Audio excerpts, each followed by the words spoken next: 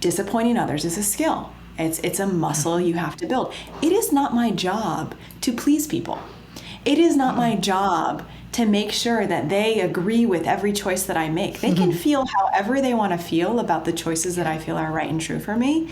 And my work is to tolerate being okay with them not being okay. Well, hello there, and welcome to this episode of The Terri Cole Show. I'm so glad that you are joining us today. I have a great interview for you that I think you're going to love with a newish friend. Her name is Amber Rae, and I met her maybe about a year ago at my friend Kathy Heller had a gathering for my new book, Too Much, so maybe less than a year ago, maybe 6 months. Anyway, doesn't matter. Point is, I met her, I loved her, so lovely, so smart. She's a best-selling author, she's a speaker, and she's best known for her books Choose Wonder Over Worry, and she also has a book called The Answers Are Within You. And she's a creator of a very well-received, it's like a journal, the Feelings Journal it's called. And it's sort of a tool to transform the way that you engage with your emotions. So it's really like next level journaling, as opposed to, people like make a journal and it's just like one question and like lines. It's not that. Her writing is everywhere from New York Magazine to Self to Fortune to Forbes. So she's been out there. She's also a keynote speaker doing lots of stuff. But I had her on today because she has a brand new book, which is right here if you're looking at this on YouTube. It's called Lovable, a Memoir, One Woman's Path from Good to Free. And she tells us of the journey, the story, the experience that she had of being with her husband for 9 years, having a business with him, doing all of the things, and meeting an utter stranger one day. And she looked into the eyes of this utter stranger and was like, oh my God, that's my person. What do I do? And it's the story of what she did. And if you look at the subtitle of this book, One Woman's Path from Good to Free, you kind of can know what she did, but how she did it and how this really sort of holds up a mirror to the good girl syndrome and how much of the time we are self-abandoning in life. I really loved this interview with Amber Rae. I hope that you enjoy it as much as I enjoyed it, and consider getting her book called Lovable, because I'm midway through it and absolutely loving it.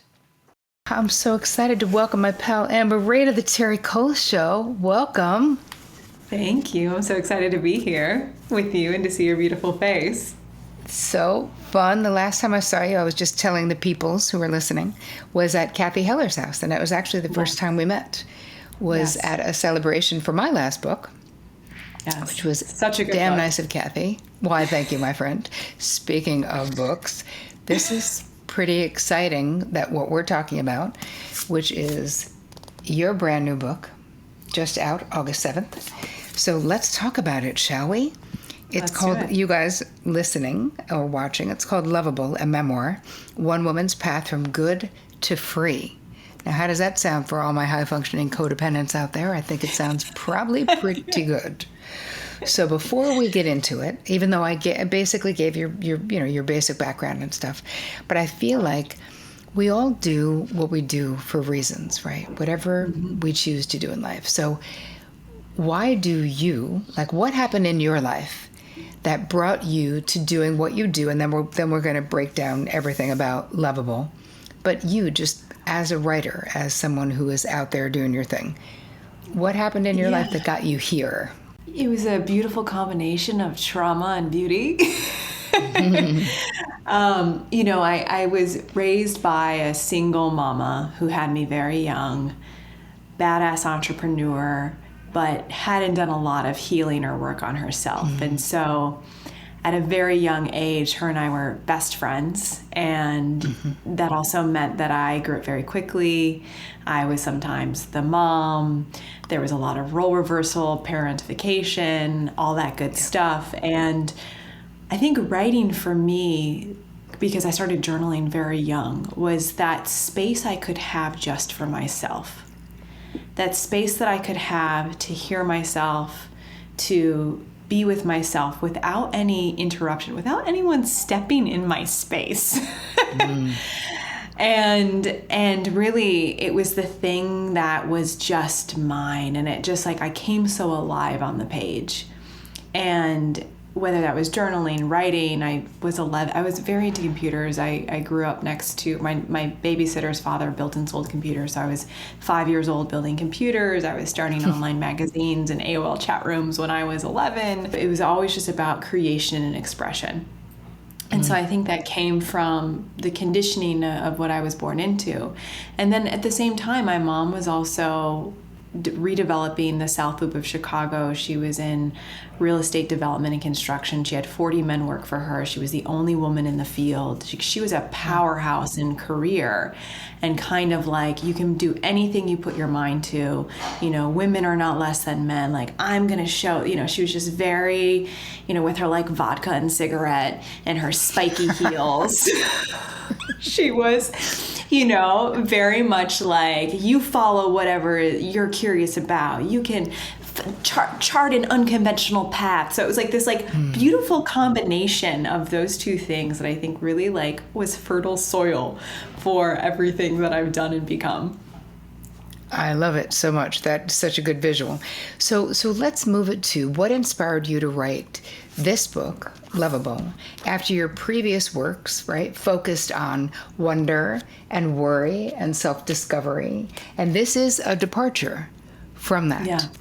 Yeah, you know, I lived a crazy story. It was 4 years ago while I was married that I looked into the eyes of a stranger, and I had this knowing of, oh, this is the person that I'm actually supposed to be with, which felt insane at the time, because how could I know that about this stranger? And with that came a lot of fear and resistance. Of course, you're married, and you're building a land project with your husband, and you have investors, and you've been together 9 years, and you have shared community, and what, you just met this stranger, what, are you going to blow it all up? And so, you know, the book follows that. What do we do when we hit these crossroad moments? And for context, I, you know, didn't really, or when I met this other person, it became very clear to me that the story I was telling myself about the relationship didn't match the reality of it. And I so desperately wanted him to be my person, but I chose someone who was my best friend and never my romantic partner. And, you know, I stayed for 9 years. We tried therapy and workshops and self-help books and, you know, all the things. Now I'll make him my business partner. But I was too afraid to admit to myself the truth that we were friends, we were roommates, and that's what the relationship was. And so when I met someone and felt, oh, this is what connection is supposed to feel like, it was like the house of cards just came burning down, and I could no longer keep lying to myself. It's so, when I was reading that part, it's like, it's so visceral, and I think that people have been, you know, we've, women in particular, especially if you're raised as a good girl, it's so hard to make decisions based on how we feel. It's so hard to not let other people's reality or their feelings supersede our own. And that really struck me. Like, it's almost like I had this visceral response in reading when you had the realization of like, holy crap, this is my person. It's like, oh my God. And how many people experience that but don't act on it.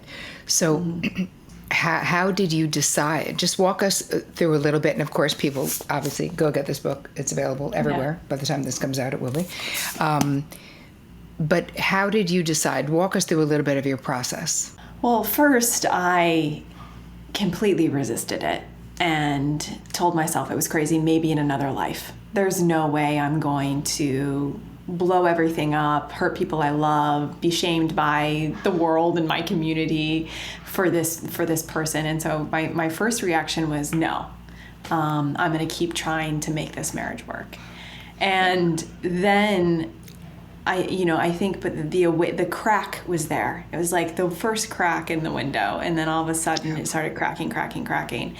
And it was just like hyper speed, all the truths came online. And so, you know, my next step, being a writer and a journaler, was I realized I wasn't being honest with myself. And I had a really dear friend, you know, I'm thankful for good friends, say to me, you know, it sounds like you're waking up, and the stories you've been telling yourself in this relationship are just that, stories. And it seems like your needs and desires haven't been met for a very long time.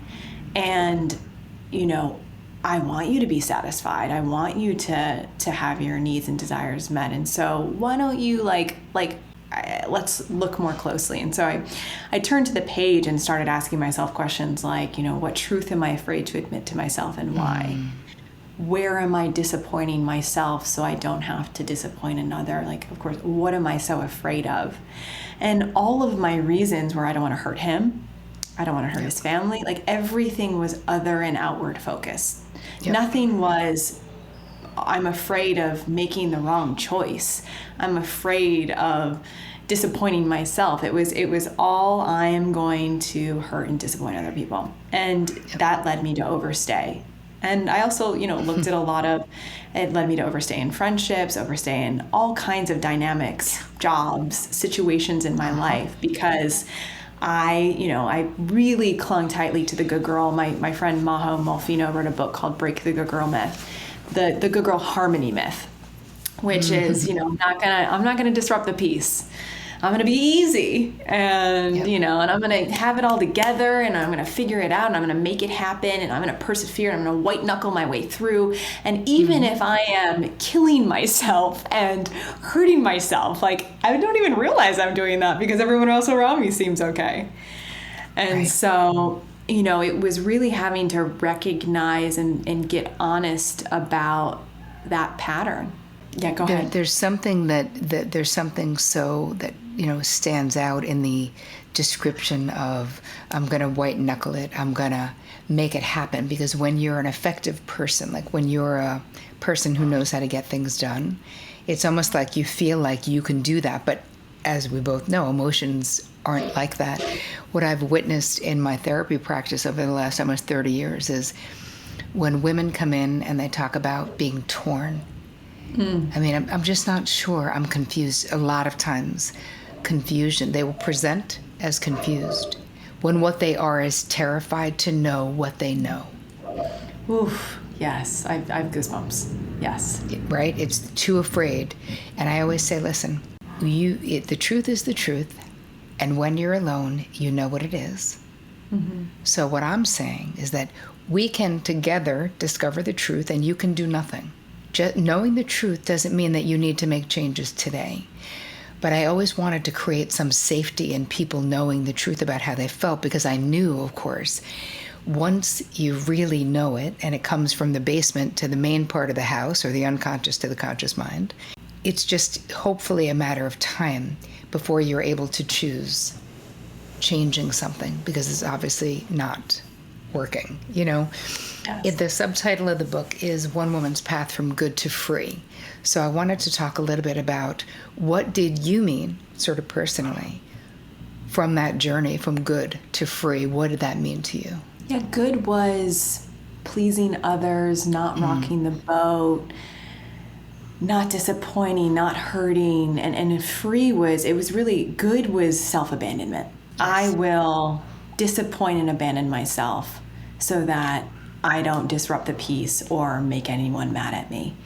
And free was, I'm not playing that game anymore. And really, I think the biggest life lesson perhaps that I've had so far is tolerating the discomfort of other people being disappointed in me. Yes. And learning that that's actually a skill. Like, disappointing others is a skill. It's a muscle you have to build. It is not my job to please people. It is not my job to make sure that they agree with every choice that I make. They can feel however they want to feel about the choices that I feel are right and true for me. And my work is to tolerate being okay with them not being okay. And I don't have to be a savage. I don't have to be unkind. I can allow someone's discomfort or upset or disappointment to touch me. I can feel that, but I'm not going to let it have me sacrifice my own well-being and happiness and peace of mind and sense of aliveness. That was the big, I am blowing up that myth, because I want to live a life where I am liberated and free to be who I truly am in the world. And that's the world that I want for others too. It's so amazing, though, that when you start breaking through, right, that when you have the realization of that other people's disappointment or how they feel is not my side of the street, especially how they feel about me.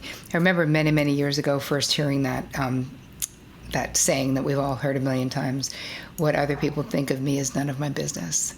Mm-hmm. And I remember thinking, and I was young when I heard it, thinking, wow, if I could live my life this way, it would be a different life. And of course, it took fucking decades to live my life that way, but I did eventually get there.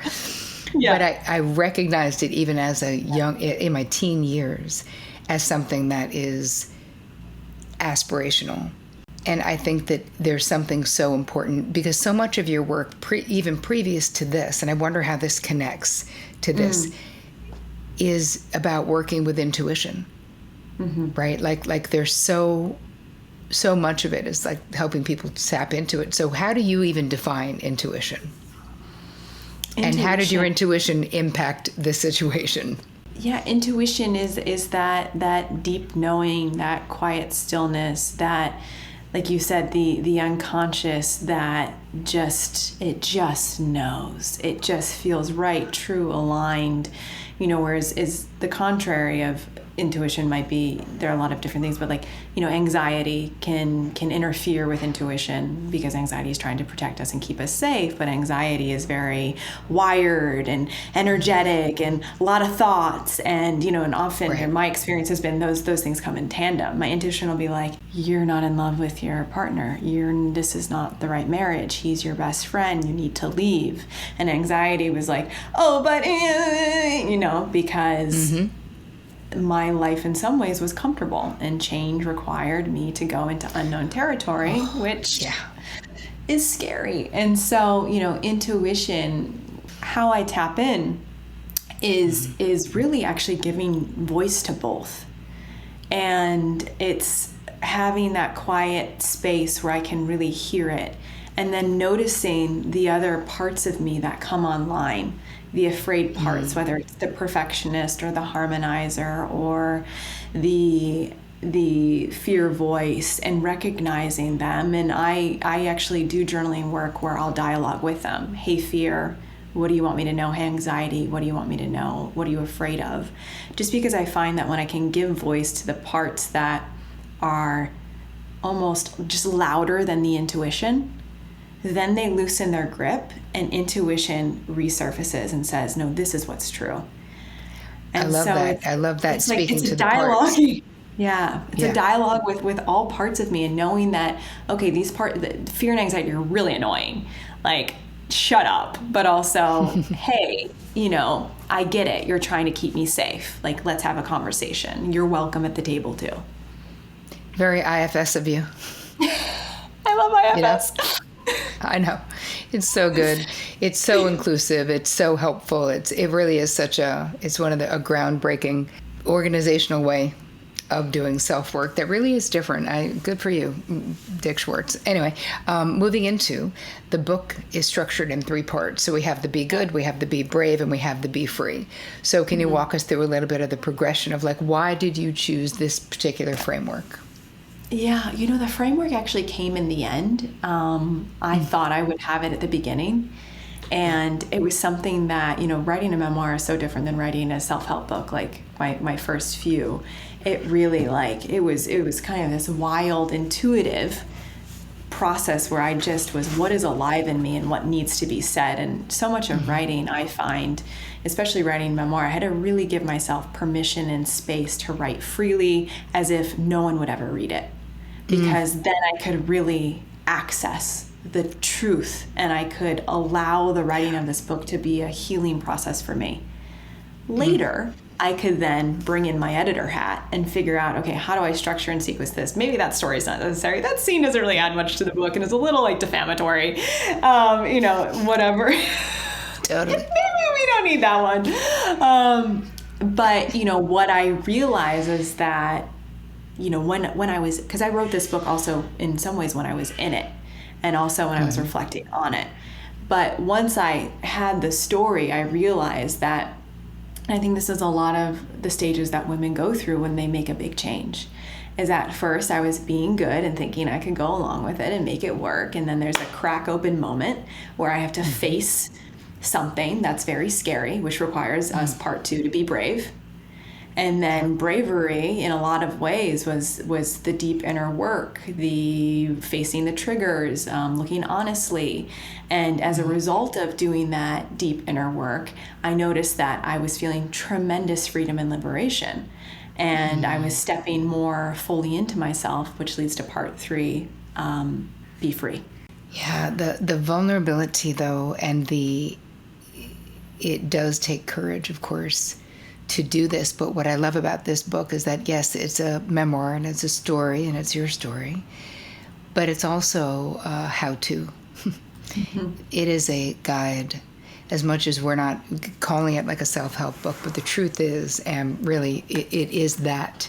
Because what I think that it does is that it gives permission to know the truth for readers. So anyone, you guys, if you are watching and you are listening to this and you're on the fence about something, or you feel like you might be denying something to yourself, go do yourself a favor. Go get this book. It's called Lovable, a Memoir by Amber Rae, One Woman's Path from Good to Free. And give yourself permission to change, right? Like what we're talking about is permission to not be perfect, permission to be human, but in honoring. So what happened for you in honoring this, the truth? Tell us then what happens for you. In this particular story? In both ways, like in your life, like what changed by the fact that you did this power pivot that was such a heavy lift to do, and one that you thought about for a long time before doing. Yeah. And then you can talk about what actually happened or not. It's up to you. What's interesting about truth, and I think this is why it's so hard to face, is that, or this has been my experience, once I knew the truth, I couldn't unknow it. Fact. Yes. And so I had to, and it's like my whole being was like, oh no, now I have to do the thing. Oh, nightmare. And, everything lives there. And so, in this story, it was leaving a marriage that had long been dead but felt terrifying in every way to leave. And, that came with grief. And of course, I think part of my not wanting to leave was not wanting to face what I had already lost. And what that touched. And, I lost my father when I was young and had a shitty stepdad who was abusive. And so I kind of, there were things I pushed down that I didn't want to look at, because I think for a long time I couldn't tolerate looking at them. My nervous system could not tolerate looking at them. And here I was, not that my ex-partner was abusive in any way, but here I was choosing a dynamic where I wouldn't have to touch the wounds of longing for a father and, having an unreliable caregiver and all of these things, by choosing a safe partner. And I didn't want to look at any of that. So what comes with it is both tremendous freedom and relief of, wow, I am doing what is right and true for me, along with the grief of having to, or at least in my situation, like, how the hell did I get here? Having to unravel all of that was a heavy lift. Was a heavier lift than leaving the marriage. Yeah. And then, but what's on the other side of that is just, wow, self-honoring, self-knowing, and just living more. It's tremendous, I guess, space and peace. So beautiful.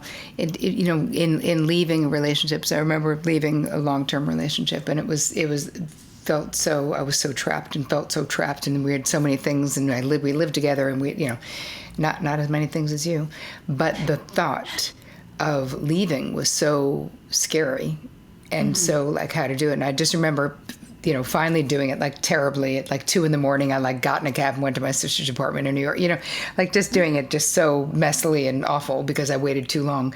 But I remember being like, we have nothing in common. And he said, since when? And I literally was like, a long time, but didn't say like about 4 years. Like, you know what I mean? Yeah. Because we can stay in that limbo and convince ourselves when we have this fear of confrontation or this fear of harming others, as you're sharing. And this is such a common thing for women because we are the caretakers of all the things. We are the assuagers, the fixers, the connectors, the bridgers, the people. So it feels so counterintuitive to do it. The going along to get along, depending on your background, your history, feels, even though it eventually gets real thin, which is exactly what happened in your life, and thank God it did, because you pivoted towards what you were meant to do. Yeah, thank you. And I don't know if you found this, but I found the moment up until I left was the like, oh, there was so much there. And then once the leaving happened, once the conversation happened, I was like, oh, that wasn't so bad. Yeah. It was the mental buildup of what it would be was almost more intense than the conversation itself.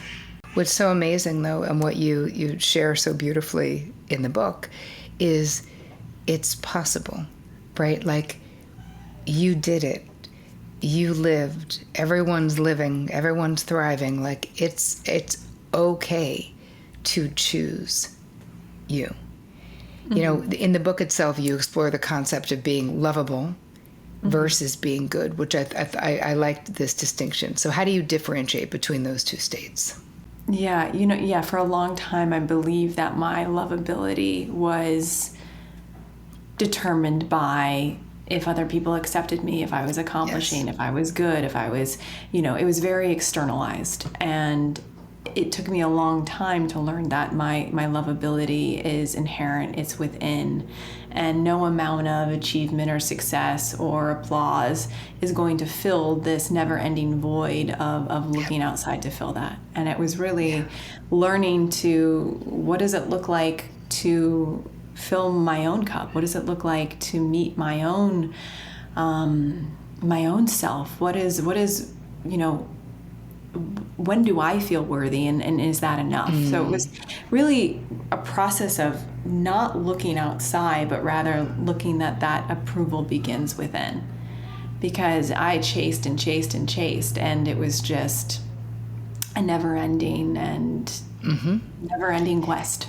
Yes, that's exactly what I mean. So in writing a memoir, right, any kind of writing creates vulnerability, right? It's like we're sharing. Even in writing self-help books, we share stories, we share snippets of our lives. But obviously the purpose and the point of a memoir is way more of that. So for you, what was the most difficult part of your story to put on paper? It was going into my childhood and writing these very vivid scenes of traumatic moments, because, here I was on the other side, like, how the hell did I get here? How did I end up in a 9-year relationship with my best friend who was never my romantic partner? What? I'm teaching people how to live authentic lives in the world. My work is about tapping into your intuition. Like, what? How did I get here? Right. What the hell? Was I really I thought I was an authentic person. Like, they challenged everything I thought I knew to be true about myself. And so that, required me to really dig deep and look at what I learned about love and what was modeled to me, and what I had seen around conflict and how repair never existed in my family. And, I witnessed things I should have never seen: violence, emotional abuse. It was just, so going into those moments in this story was both incredible. I mean, for a quarter of this book, I was crying while I was writing it, because I was accessing these places. But it was also tremendously healing to go there. And so I think it was just hard to look honestly at how I became who I became, which I think can be difficult for a lot of people. Like, how did I get here? When we find ourselves trapped or stuck, what patterns led me here? And so the honest looking was, I'd say, the most, emotional part. Yeah, it's so hard. I just being a writer myself and writing about other, having to tell the truth about childhood stuff, let's say, but having a mother who I'm very close to and who's still alive. There is so much trepidation, and yet you know that sharing it will help others. Like, really, if you have like the perfect story that goes along with this thing that you're teaching, that you have to do it. And I remember asking my mother, long before I wrote my first book, I'm like, I'm going to be writing like about personal shit and you're part of it, how do you feel about it? And then years before I started, she was like, well, Terri, it's your story. You have every right to tell it. I wouldn't tell you not to tell it. I support everything you do. Right. Okay. So then I write that first book, and she's at my house. She was actually recovering. She had cancer at the time. She was at my house recovering. She's fine, thank God. But anyway, and I'm reading her this part that I wrote about her and my father got divorced. My mother had an affair with her boss. Like, it was a whole thing. Yeah. And I'm reading it out loud. It's not even long. It was like 4 paragraphs. And I could just see her face being like, you know what? I was like, remember when you gave me full, unbridled permission to write that it was my story? Yeah. She was like, yeah, great. And she was fine, never said anything. She was incredibly proud. But I'm just saying that when you're writing about family members, I don't know, I feel like you do, that is the hardest part. It's going into it, but then it's, oh gosh, what are they going to think about this? And it's funny. Similarly, my mom, she thought of my past books, my father, who's been dead for most of my life, she's like, why does he get the spotlight? Why is he, like, your first book started with a story about him? And she mentioned this again when she was, early, when my son was born, and I was like, Mama, just you wait, you're getting the spotlight in this next one. And she was like, and then like, wait. I had the moment where I sat down with her and I was like, so here are the scenes in the book. And, it's full. And she, it was tough for her to swallow. But ultimately she was like, she called me later and she's like, I remember reading Choose Wonder Brewery for the first time, being like, oh no, people are going to judge her, think I'm a bad mom. And so she's like, and now I read it and I'm like, what? No big deal. So hopefully she feels about this way about that book one day. Indeed. And part of it is you did it anyway. Yeah. And I did it anyway. It's like, the reality is you have a right. Your experiences and how they happen for you matter, which is what you're writing about. So two more questions. But one is, you've called the book like a rallying cry to stop being good so you can start being free, which I just love. I think we need merch. I want a tattoo. So what do you hope that readers will do after reading your story? I hope readers liberate themselves from the cages of their own making. We find ourselves, I think women in particular, find ourselves trapped. And because society tells us that we need to stay, we stay. Yeah. And we disappoint and sacrifice and abandon ourselves along the way. And I'm saying, fuck that shit.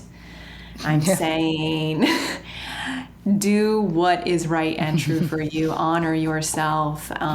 Listen to your needs and desires. They matter. They're worthy. And, I'm getting, since announcing this book, I mean, the amount of hate combined with the amount of resonance, it's like, I posted a reel that has like 3 million views right now. And it's equal. The one that you did with Vienna? No, the one I did about why I left a good man in a good enough marriage. Got it.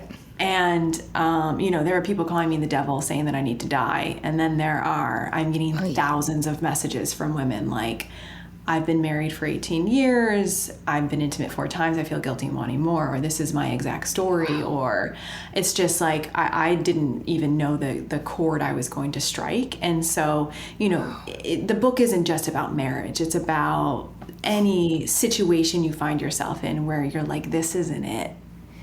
And, I think part of the rallying cry is like, when we feel this isn't it, we get scared and we think, oh no, and what did I do wrong? And is something wrong with me? But I want to say, like, no, nothing's wrong with you. You're waking up. and congratulations. Yes. And here is your permission slip to choose yourself and liberate yourself. And yes, it might be hard and scary, and people might not understand, and people are going to have a lot of feelings about it.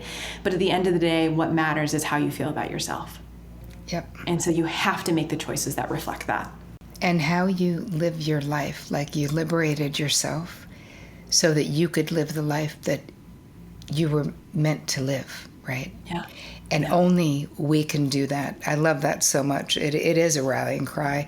And it really is a book about self-love. It really is a book about choosing yourself. It really is a book about not building your life on self-abandonment and realizing that it's never too late to choose you.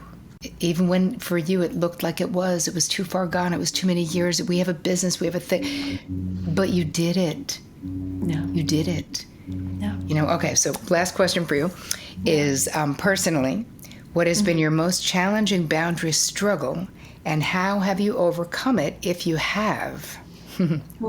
Most challenging boundary struggle has been with my mother. And I, at Kathy's, came to you and I was like, can I have some advice? Yes. Did I help? And I hope I did.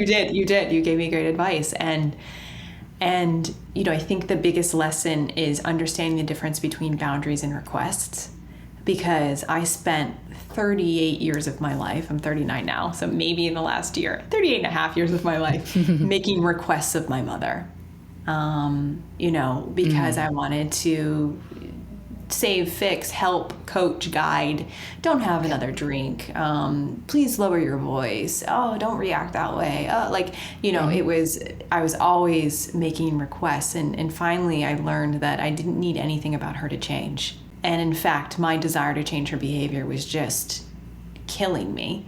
The only thing that I could control was how I responded. And so, a lifetime of requesting her to be different, it was just like, oh, okay, I can leave the room, I can hang up the phone, I can speak my truth without needing her to understand it. It was just like, what is it that I can do? I can realize I'm not responsible for my mother's path.